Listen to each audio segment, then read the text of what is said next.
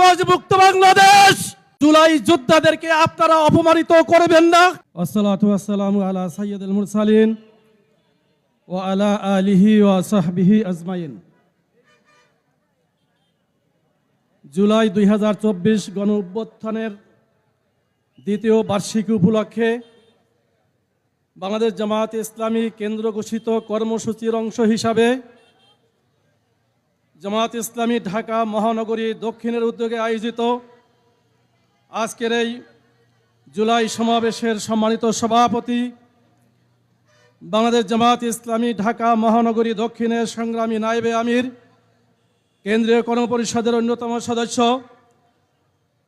জননেতা আব্দুল সবুর ফকির, উপস্থিত আজকের এই সমাবেশের সম্মানিত প্রধান অতিথি বাংলাদেশ জামায়াতে ইসলামী কেন্দ্রীয় সেক্রেটারি জেনারেল সাবেক এমপি অধ্যাপক মিয়া গোলাম পরওয়ার সহ কেন্দ্রীয় বিশেষ অতিথিবৃন্দু, কেন্দ্রীয় নেতৃবৃন্দ, সমবেত উপস্থিতি, সাংবাদিক বন্ধুগণ, আমার একান্ত প্রিয় যাত্রাবাড়িবাসী, ঢাকাবাসী, আসসালামু আলাইকুম রহমতুল্লাহ।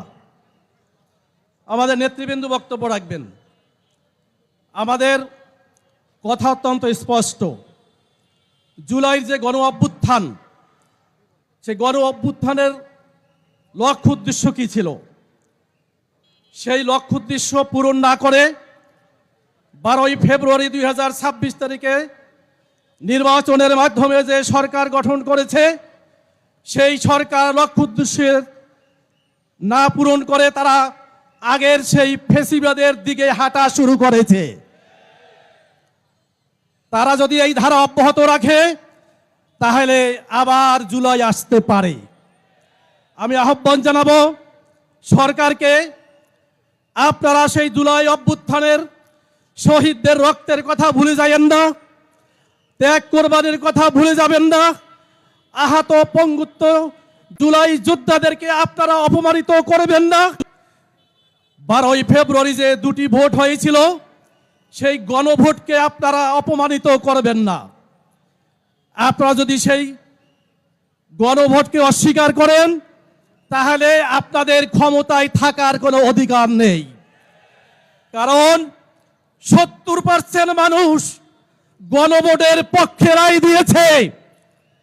যদি ধরেনি 31% লোক গণভোটের বিপক্ষে, আপনাদের পক্ষে, তাহলে 31% ভোট নিয়ে আপনারা রাষ্ট্র পরিচালনা করতে পারবেন না।